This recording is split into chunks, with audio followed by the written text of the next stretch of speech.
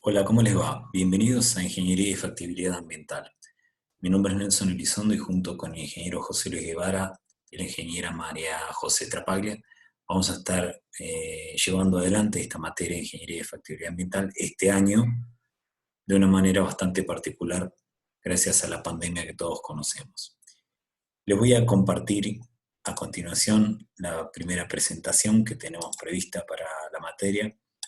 Ya estuvimos adelantándoselas por mail y queremos ahora ampliar un poco algunos detalles de qué se trata esta primera clase.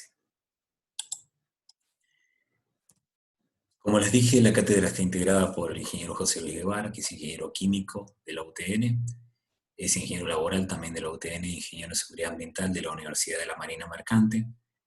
Por quien les habla, Nelson Elizondo, que soy licenciado en Recursos Naturales Renovables de la Universidad Nacional de La Pampa y especialista en Ingeniería Ambiental de la Universidad Tecnológica Nacional. Y recientemente, el año pasado, se integró a nuestra cátedra la ingeniera María José Trapaglia, que es ingeniera química y ha pasado por nuestras aulas. Adicionalmente a nuestro equipo, nosotros sumamos a distintos docentes especialistas invitados. Este año particularmente nos va a acompañar la licenciada Bárbara Saúl Leja, que es licenciada en Información Ambiental de la Universidad Nacional de Luján, y también es licenciada en Enseñanzas de las Ciencias Ambientales de la Universidad Tecnológica Nacional.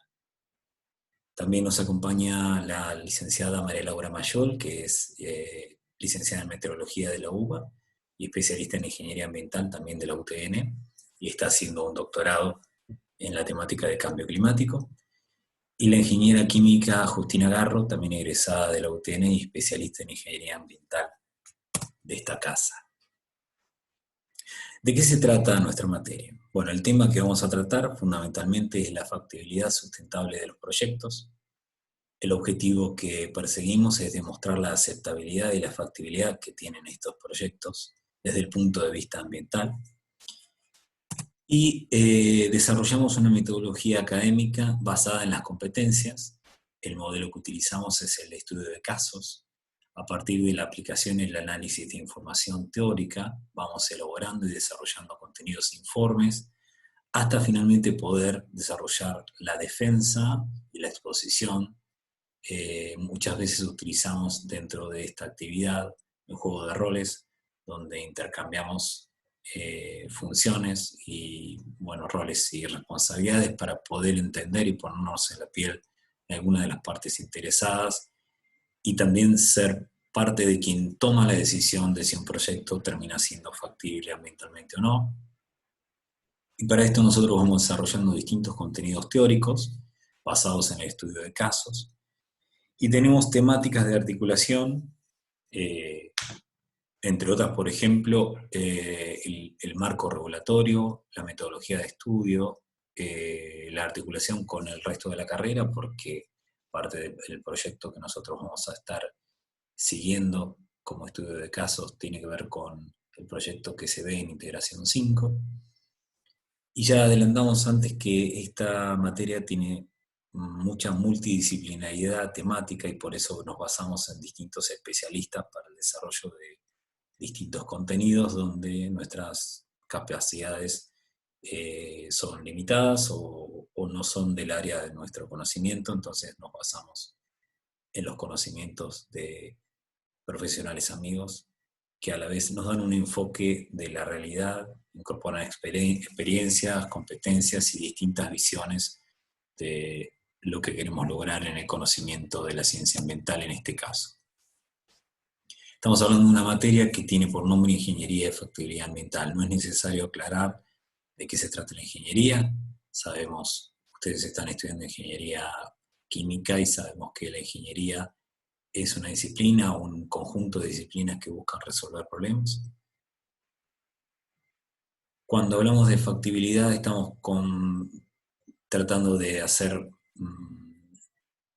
resolver en un adjetivo, un sustantivo que es el sustantivo factible.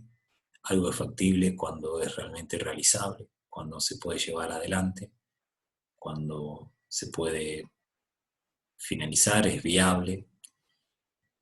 Y hablamos de ambiente cuando nos basamos o cuando nos nos referimos al entorno, a todo lo que nos rodea y a todo lo que incluye ese entorno. Es así como decíamos que la ingeniería es un conjunto de un número infinito de conocimientos y técnicas científicas que buscan desarrollar, implementar, mantener y perfeccionar las estructuras y los distintos sistemas para resolver problemas, en este caso los que afectan a la sociedad. Una definición de factible viene del latín, factibilis, es algo que se puede hacer, que es realizable, que es viable. Y ya mencionamos que ambiente es aquel conjunto de circunstancias físicas y naturales, humanas y sociales que rodean a las personas, a los animales o a las cosas. Y es así que, en suma, la ingeniería sustentable, la ingeniería ambiental, se define como el diseño de distintos sistemas, ya sean humanos, industriales, urbanos, que buscan asegurar el uso que hace la humanidad de los recursos y de los ciclos naturales, que no lleven a disminuir la calidad de estos recursos por causa de la pérdida de futuras oportunidades económicas o bien por el impacto adverso en las condiciones sociales de la salud humana y del medio ambiente, como bien lo define el doctor Michalczyk. Todas las referencias bibliográficas que nosotros vamos citando aparecen al final de la presentación. ¿En qué consiste básicamente la factibilidad ambiental? Es un concepto y una metodología que vamos a ir desarrollando a lo largo de toda la cursada, pero básicamente a lo que hace referencia es a un tipo de análisis previo del sitio donde nosotros vamos a desarrollar un proyecto. En cuanto a los factores ambientales que están presentes en ese sitio, para empezar, la localización, la ubicación, la flora y fauna circundante, el tipo de clima que está representado en el lugar, los suelos donde se va a asentar el proyecto. Todos los proyectos tienen un sustrato sobre el cual soportarse, y hablamos del suelo y hablamos del subsuelo cuando nos referimos a la geología, a la litología que está presente.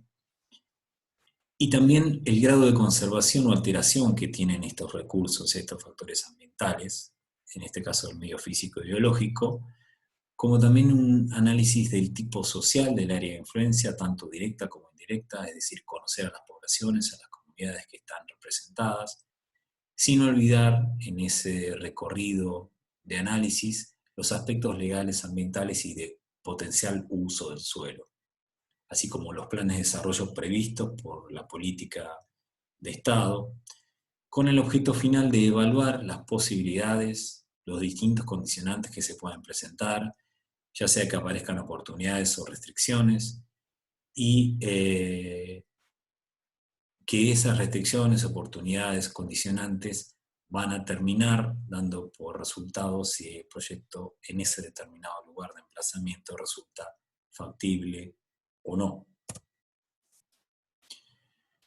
Es así que la ingeniería y la factibilidad ambiental, en suma, van a ser un conjunto de conocimientos o técnicas que van a estar enfocadas, en este caso, a resolver un problema que afecta a la sociedad, fundamentalmente atendiendo a las variables ambientales. Ya hablamos de la factibilidad como aquel análisis previo del sitio en cuanto a los factores presentes, con el objeto de determinar evaluando las posibilidades, los condicionantes, las oportunidades y todas las restricciones que pudiera tener un determinado proyecto para un lugar que hemos preseleccionado. Vamos a hablar de algunas definiciones que hacen al entendimiento de distintos conceptos que vamos a ir desarrollando a lo largo de la materia. En primer lugar, hablamos de ambiental. Ambiente es, según la ISO 14001, que es la norma que tenemos en las organizaciones para los sistemas de gestión ambiental.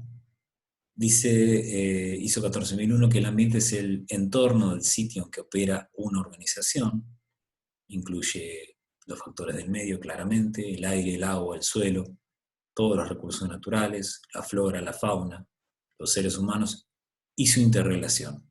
Es decir, estamos viendo el contenido, que son los factores, los elementos que lo integran, pero también las interrelaciones, lo que ocurre cuando estos elementos empiezan a integrarse y a convivir. Y para entender el ambiente, poco se ve la palabra ambiente ahí debajo, lo verde marcaría lo que es el ambiente, desde el punto de vista de un proyecto como el nuestro, un sistema construido que pretende ser productivo, como es una industria. Es un sistema que tiene, por un lado, entradas, como la materia prima y la energía, y por otro lado, salidas. En este caso, aparte de los residuos y emisiones, van a estar saliendo productos. Estamos hablando de un sistema productivo. Y en el medio se producen distintos procesos, como la obtención obtención y consumo de materiales y componentes, todo lo que serían los procesos más productivos en sí, de transformación, que es lo que produce una fábrica.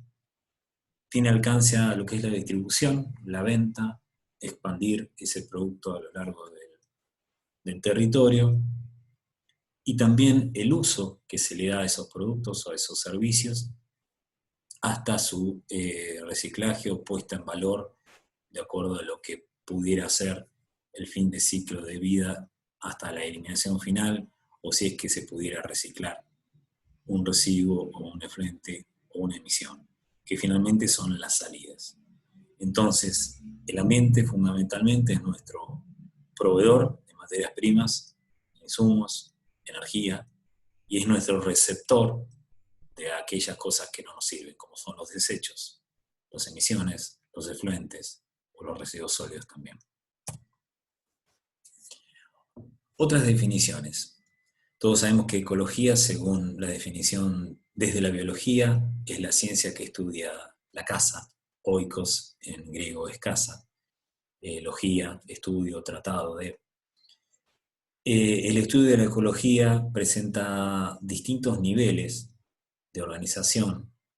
Esto se lleva adelante así para poder entender, y partimos desde la unidad funcional más pequeña, como es el individuo, atravesando las poblaciones, que son un conjunto de individuos de una misma especie, hasta las comunidades, que son distintas poblaciones que viven en un determinado lugar.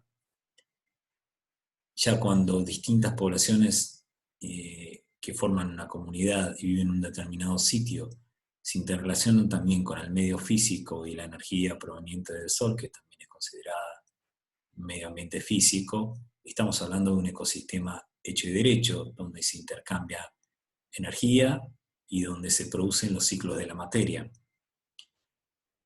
Y cuando un ecosistema se extiende a lo largo de una determinada región, o puede ser representativo de una determinada región, como son, por ejemplo, las praderas o el pastizal pampeano o el bosque andino patagónico, si hablamos de nuestro país, o si vamos un poco más lejos, la tundra, la sabana africana, estamos hablando de un bioma, una determinada situación ecosistémica que se refleja en una ecorregión. Eso es una bioma. Y finalmente, cuando nos referimos a la mayor escala de ecosistema o de organización ecosistémica, estamos hablando de todo lo que, de todo el conjunto de la vida del planeta, lo que llamamos biosfera. Recién hablamos de ecosistema basándonos un poco en el manual de Capeluz de sexto grado, y ecosistema es una combinación de componentes bióticos y abióticos a través de los cuales fluye la energía y circulan los materiales. Cuando hablamos de ecosistema, básicamente estamos hablando de un contenido, los elementos que lo componen, una organización, porque cada uno cumple un rol, una función dentro de ese funcionamiento, y cómo ese funcionamiento, esas interrelaciones se van dando entre los distintos elementos que lo componen, los distintos actores. Sabemos que un sistema, desde el punto de vista organizacional, es cualquier conjunto ordenado de elementos que interactúan con un objetivo común. En este caso, el objetivo común de un ecosistema es trascender, es sostenerse en el tiempo, es mantener la vida, es alcanzar el clímax, ¿sí? Como puede ser en el caso de un ecosistema de bosque, que alcanza un nivel de equilibrio al que se denomina clímax. El ecosistema en ecología y en las ciencias ambientales representa la unidad básica, la unidad funcional, que incluye a todas las poblaciones de los seres vivos que están en un determinado lugar, al ambiente físico que los sostiene, que los aloja, y a las interrelaciones que se establecen entre todos ellos. Entonces, organización, contenido y funcionamiento definen un ecosistema. Este es el dibujo clásico, como les decía recién, que podríamos encontrar en un manual de ciencias naturales de la escuela primaria, pero sirve para entender que ahí están representados los factores del medio físico, como son el agua, el suelo, el aire, que poco se puede ver, pero se puede encontrar representado en aquellos organismos que están prácticamente volando, como es la libélula o una gaviota que recién aparentemente despegó. Y después la vida que está organizada a su alrededor, como bueno, los organismos autótrofos, las plantas que producen biomasa a partir de la fotosíntesis, tomando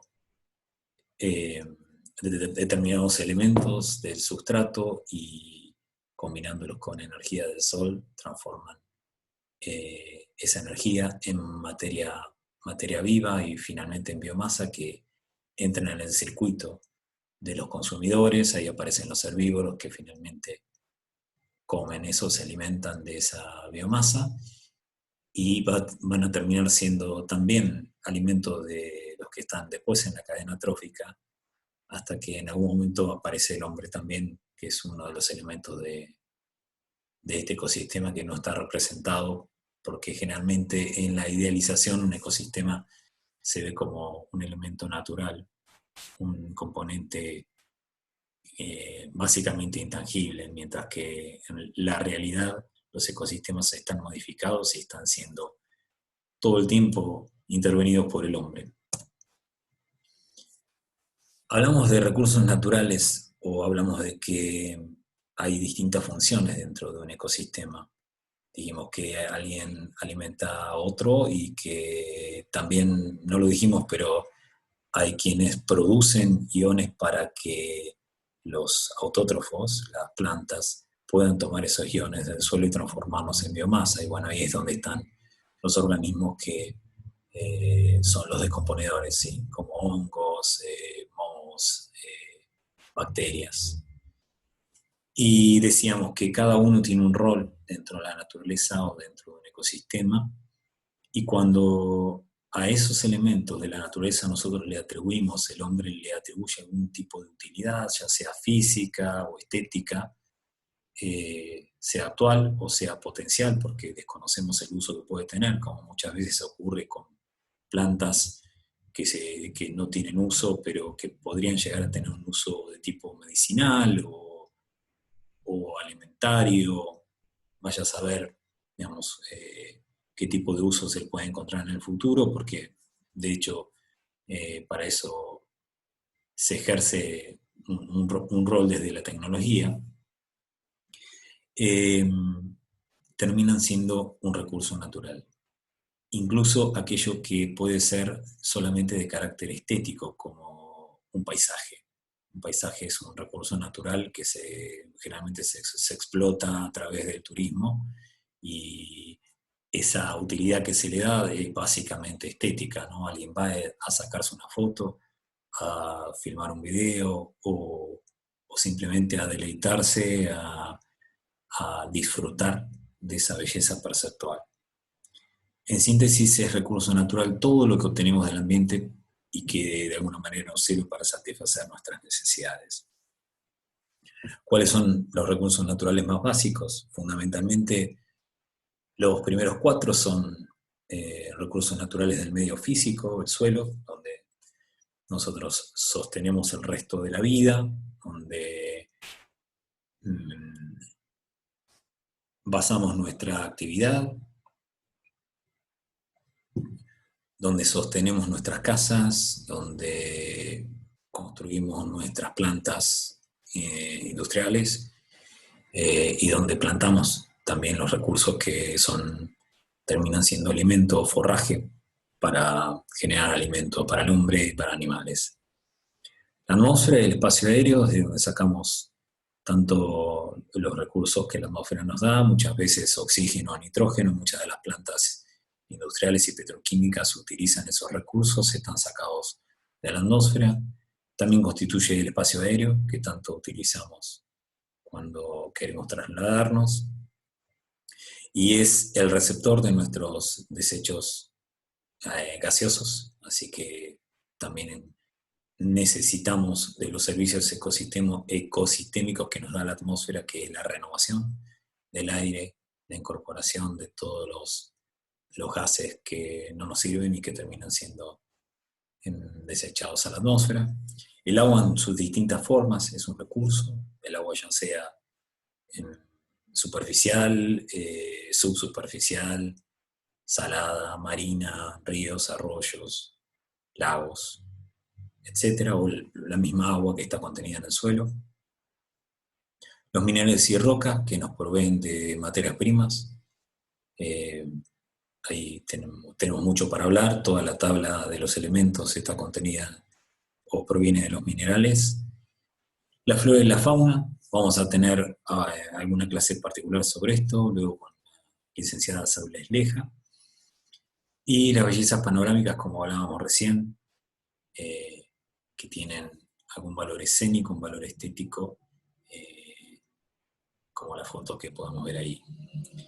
Y finalmente la energía, toda la energía que nosotros utilizamos en el planeta en algún punto proviene del Sol, ya sea porque antiguamente ese Sol generó biomasa y esa biomasa se transformó en recursos fósiles, o bien porque actualmente esa energía está fluyendo en los ciclos que se dan en la atmósfera, y eso es movido fundamentalmente por la energía proveniente del Sol. Otra de las definiciones que nos interesa que conozcamos, porque la vamos a mencionar más de una vez, es la de desarrollo sostenible. Van a escuchar que muchas veces se habla de desarrollo sostenible o desarrollo sustentable. Para nuestra cátedra, estas dos formas de mencionarlo son sinónimos, y se refiere a la creación simultánea y equilibrada de valor, tanto económico como social y ambiental. Es decir, como aquella forma de utilizar los recursos actuales que no comprometa a el potencial uso que harán las generaciones posteriores a nosotros de esos mismos recursos. Esto es como cuando nos podemos analizar como cuando tenemos un capital puesto en una inversión, supongamos un plazo fijo. El capital que ponemos en juego en este caso es el capital natural, capital ambiental, y si nosotros hacemos uso de la renta que nos da ese capital, estamos hablando de un uso sustentable. Cuando nosotros avanzamos sobre el capital, porque ya nos consumimos el interés, aquello que produce, estamos hablando de un uso tal vez menos responsable, un uso no sustentable o sostenible en el tiempo, ¿sí? Esto es así en la naturaleza. Supongamos que tenemos un bosque y todos los años ese bosque está generando biomasa, está generando los anillos. Vieron que cuando se estudia la edad de un árbol se mide los anillos que genera a lo largo de cada año. Si nosotros consumimos la biomasa que ese bosque genera a lo largo de un año y lo dejamos recuperarse el año siguiente o volvemos a utilizar esa misma biomasa, estamos dándole un uso sustentable a ese bosque. En cambio, si nosotros lo talamos y empezamos de cero a plantar, estamos avanzando sobre el capital natural o el capital ambiental. Ese uso dejaría de ser sustentable o sostenible en el tiempo. Vamos a conversar un poco de la problemática ambiental. En qué consiste la problemática ambiental y qué es la razón de ser de la ingeniería ambiental o de la ingeniería sustentable. Entender cuáles son los problemas que el hombre tiene que resolver en materia ambiente. Y para analizar esto, una de las formas que tenemos de verlo es a partir del concepto de cambio o cambios. Todo el mundo sabe de qué se trata este concepto cuando hablamos de un cambio. Así que vamos a hablar de tiempos de cambio, ¿sí? ¿Por qué? Porque la problemática ambiental se puede ver muy claramente en todo lo que son los cambios. Todos los cambios que hemos producido como raza humana en los ecosistemas aumentan la probabilidad de que se generen nuevos cambios, más abruptos y potencialmente menos reversibles. Y también el aumento que se produjo o se viene produciendo en la probabilidad de esos cambios abruptos van a ser o ha venido naciendo, por un lado, de la pérdida de biodiversidad, porque el hombre ejerce mayor presión sobre los ecosistemas naturales, lo que llamamos la sobreexplotación. Un cambio que todos conocemos y que se viene hablando hace bastante tiempo y con el que todavía la humanidad no se pone de acuerdo es el cambio climático. Las distintas invasiones de especies. El hombre ha trasladado especies para usufructuar, darle uso, generar recursos, volverla palatable, que le sirva a determinado otro recurso, como recursos animales, productivos. Han generado invasión de especies. Y también cuando invadimos los ambientes acuáticos, como puede ocurrir con los lagos o las riberas de ríos, donde aportamos desechos o incorporamos efluentes, muchas veces estamos cargándolo de nutrientes y esa carga de nutrientes puede llegar a ser tóxica para distintas especies. Podemos generar lo que se llama la eutrofización de distintos ambientes, que son temas que los invito a leer luego más en detalle. Una forma de analizar los tiempos de cambios es esta: ver un planiferio como este con miles de ciudades encendidas. Esto es una situación simulada, obviamente nunca toda la Tierra va a estar de noche, pero nos permite ver la influencia que tiene el ser humano sobre el planeta, ¿no? La cantidad de energía que se está utilizando simultáneamente en distintos lugares del planeta, como se puede ver a través de esas lucecitas que iluminan este planiferio, ¿sí? Si entramos en algún detalle, los invito a que vean después algunas imágenes similares que tiene la NASA. Esta no tiene muy buena definición, pero también se puede ver como en distintos lugares del centro de África o incluso en la Siberia también se ven unas luces de distinto color y que son básicamente fuegos, ¿sí? Ya sea porque se utilizaron en la deforestación, como acompañando la tala y quema para volver un campo productivo, o tal vez menos productivo a lo largo, si lo pensamos en el mediano o en el largo plazo. Y lo que les decía, en la Siberia o en los lugares más extremos de Rusia, podemos llegar a ver campos de fuego que son pozos petroleros en los que se está quemando el gas porque no resulta rentable tener un gasoducto que lo lleve hasta el lugar de consumo. Entonces, para explotar el petróleo que está por debajo, se termina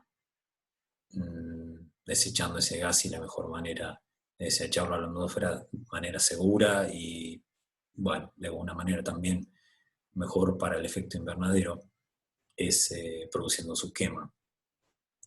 También en esas imágenes de la NASA con mayor detalle, similares a esta, se pueden ver cuando terminan la plataforma continental americana y la plataforma continental más en detalle argentina, que es una de las más extensas.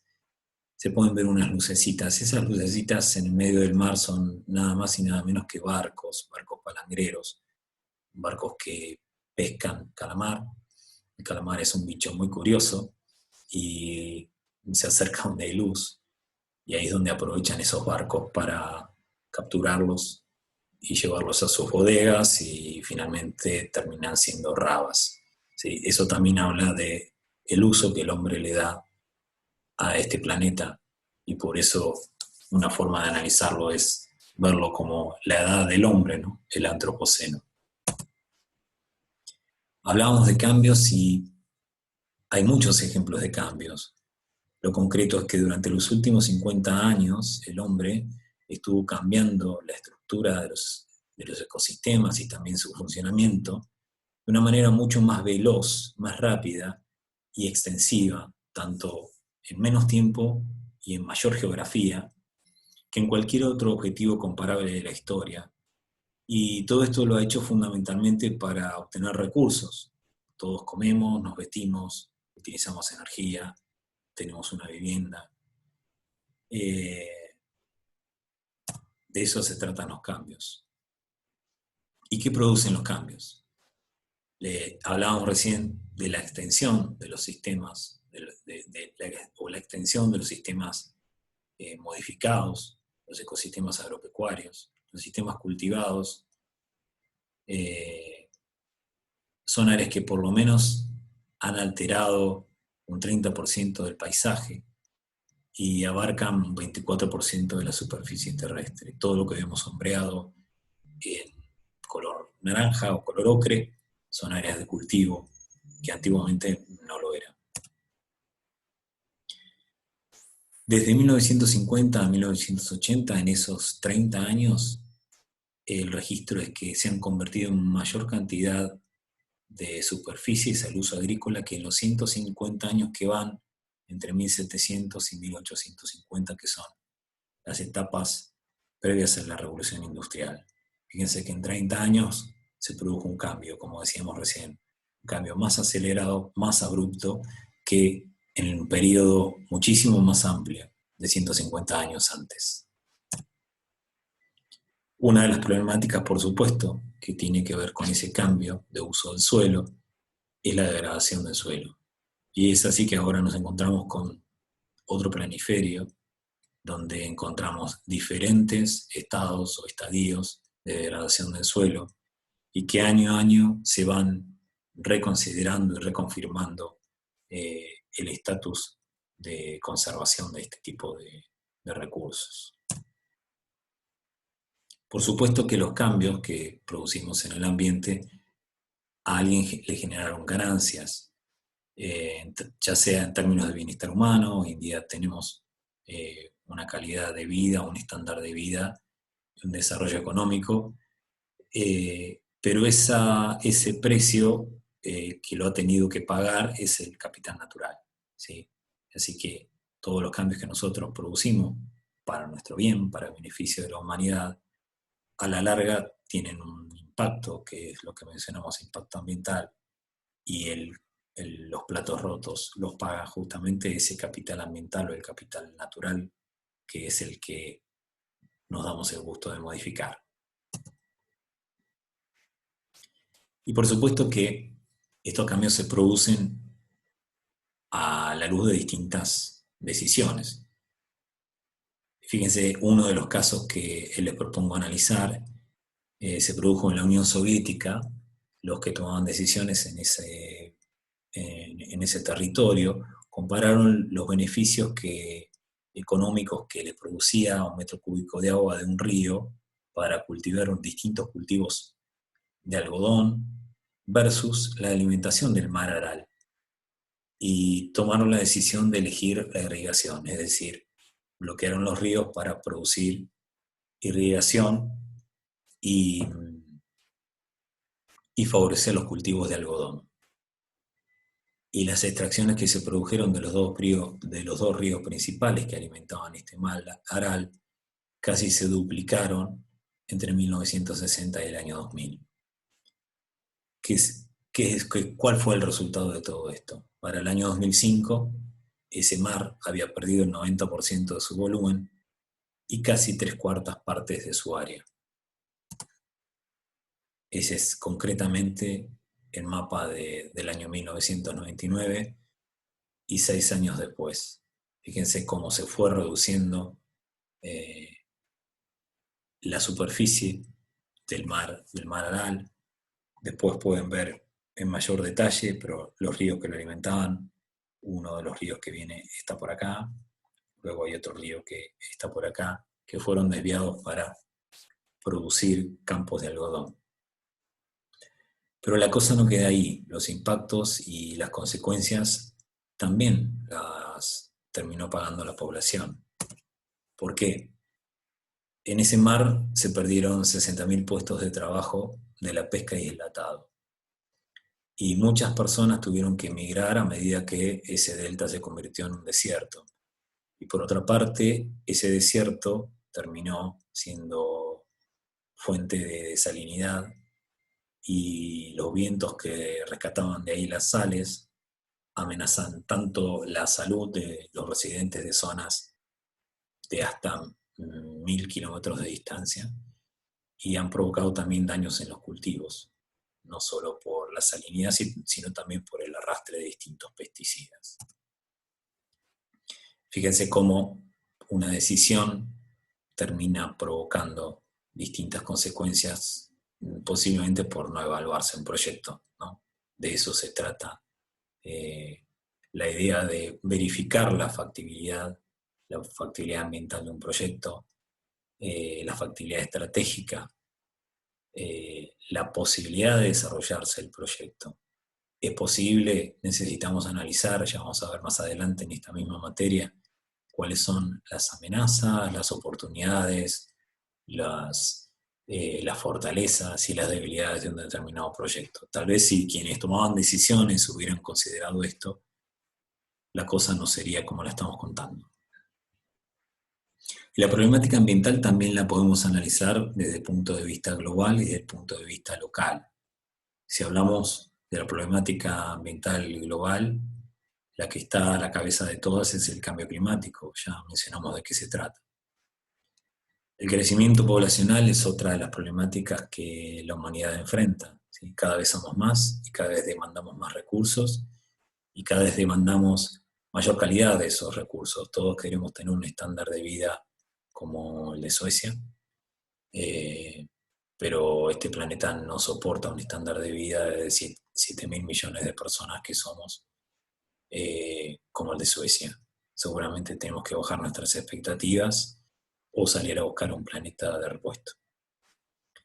La sobreexplotación de los recursos, como estuvimos hablando, si nosotros vamos más allá del interés producido por un capital natural, estamos sobreexplotando un recurso.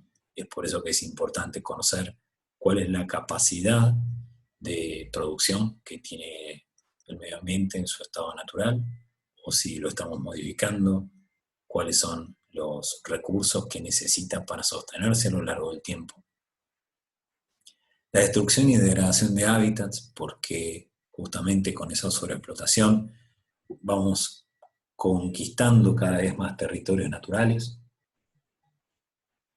que son hábitats de especies que luego se encuentran amenazadas porque no tienen donde vivir y avanzan sobre áreas de cultivo, sobre rodeos de ganado. El extremo de la sobreexplotación de las especies naturales es lo que lleva a la extinción también. La pobreza y la riqueza, por ser dos caras de la misma moneda.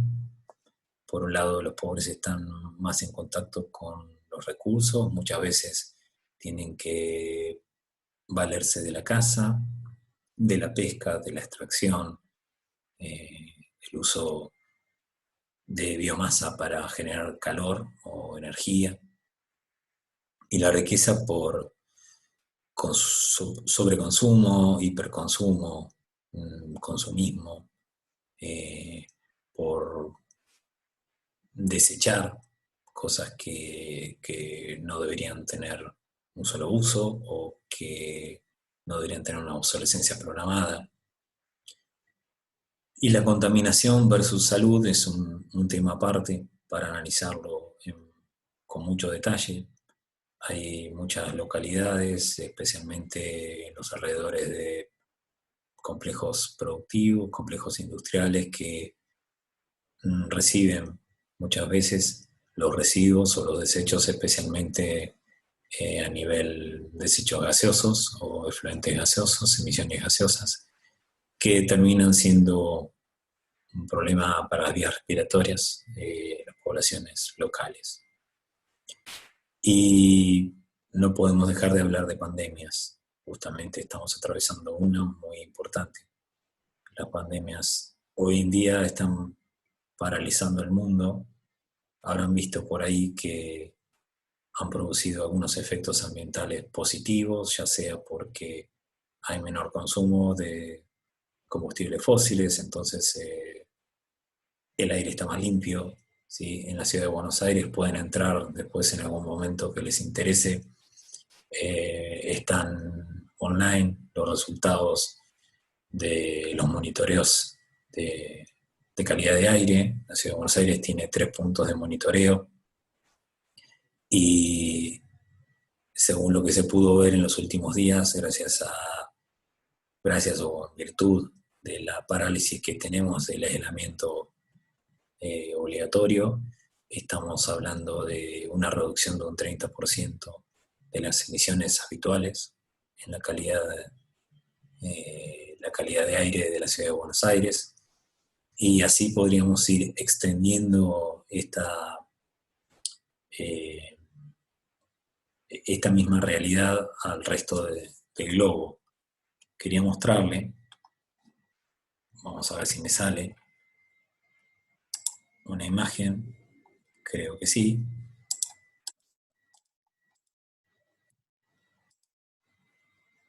Un momento.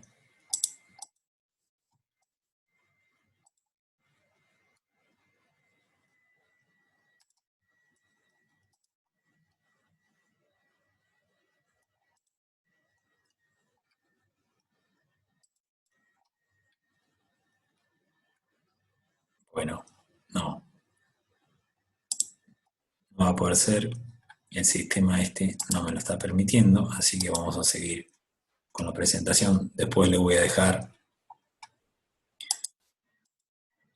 un link para que ingresen una imagen de video que muestra claramente todas las rutas aéreas que se producen a lo largo de un día en el mundo. Obviamente, hoy todos esos aviones están en tierra, pero para que tengan una idea de el volumen de emisiones, el volumen de actividad aérea que tenemos en el globo. Está simulado creo que en un poco más de un minuto, todo el tránsito aéreo, que también lo pueden ver en vivo en algún momento cuando estén funcionando la industria aeronáutica nuevamente, a través de Flight Radar, que es un seguidor de vuelos, todos los vuelos que se están produciendo en tiempo real al momento que uno lo quiera visitar. Les decía que así como vimos la problemática ambiental a nivel global, también en nuestro país podemos analizar distintos problemas que se atraviesan desde el punto de vista ambiental, entre otros la deforestación, toda la transformación que hacemos de los ambientes naturales, los hábitats naturales, la sobreexplotación forestal, el uso indiscriminado de los bosques, tanto para obtener materia, biomasa, como es la madera, como para dejar el terreno apto para cultivar otros cultivos anuales de renovación rápida y de fácil retorno. La degradación de suelo por desertificación, por sobreuso, por quitar la cubierta vegetal que protege a los suelos, por dejarlo a merced del intemperismo, ¿sí? De las condiciones de la atmósfera, ya sea la lluvia que arrastra, el viento que levanta y lleva, producen lo que empieza siendo erosión y termina siendo desertificación o incapacidad de uso para ese suelo. La explotación minera tiene también sus ribetes de problemática ambiental, la industria del oro, fundamentalmente por los procesos productivos para la extracción, a través del cianuro que termina eh, afectando el medio ambiente, tanto el suelo como el agua, como los recursos presentes. La interrupción de curso de agua, lo que veíamos recién en el ejemplo del mar Aral, pero también cuando hacemos una represa estamos modificando el paisaje, modificando el ecosistema y evitando que ese recurso fluya como naturalmente lo haría, renovando regiones aguas abajo. El comercio ilegal de fauna es algo que seguramente vamos a tratar más en detalle con la licenciada Bárbara Saules Leja. La sobrepesca, los invito a ver en detalle esa imagen con mayor detalle del planeta Tierra, donde aparecen los barcos palangreros que iluminan para rescatar, para pescar los calamares. La presión turística, cada vez que visitamos un lugar y lo hacemos de manera indiscriminada, si somos muchos, si volvemos a pisar un determinado ambiente, no dejamos que ese ambiente se recupere, que sea resiliente y que pueda volver a su estado más pristino o de, de equilibrio. La contaminación y la salud, como dijimos antes, hay distintos lugares donde muchos de ustedes van a proyectar sus industrias, sus proyectos de planta, donde la población ya hoy en día se ve afectada por distintos problemas de salud a raíz de las industrias ya presentes. Y también los conflictos territoriales. Cuando uno decide qué llevar adelante en un determinado territorio, está decidiendo qué no hacer, qué dejar de lado, qué dejar de producir, o el uso que se le va a dar a ese territorio. Es ahí donde sobrevienen los conflictos territoriales. Uno de esos ejemplos es el de las pasteras de Gualeguaychú, donde la gente que proponía el proyecto de fabricar pasta de papel decidió instalar del otro lado del río, frente a las costas de Gualeguaychú, unas plantas industriales para producir pasta de papel. Lo que ahí se manifestó, bueno, a principios de los años 2000 y fue un conflicto en principio ambiental, pero fundamentalmente territorial.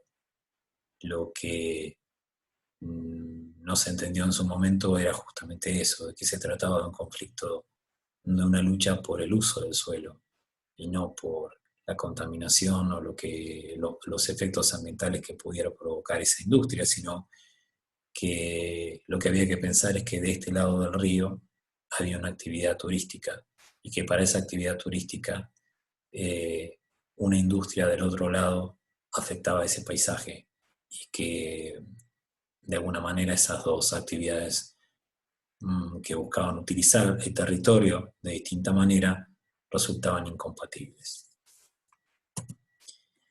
Estamos terminando.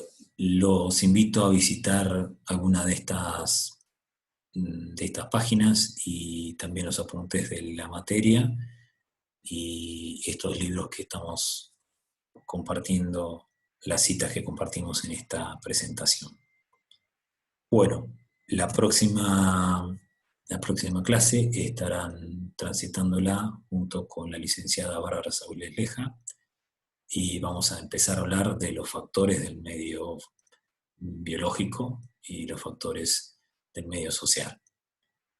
Hasta cualquier momento.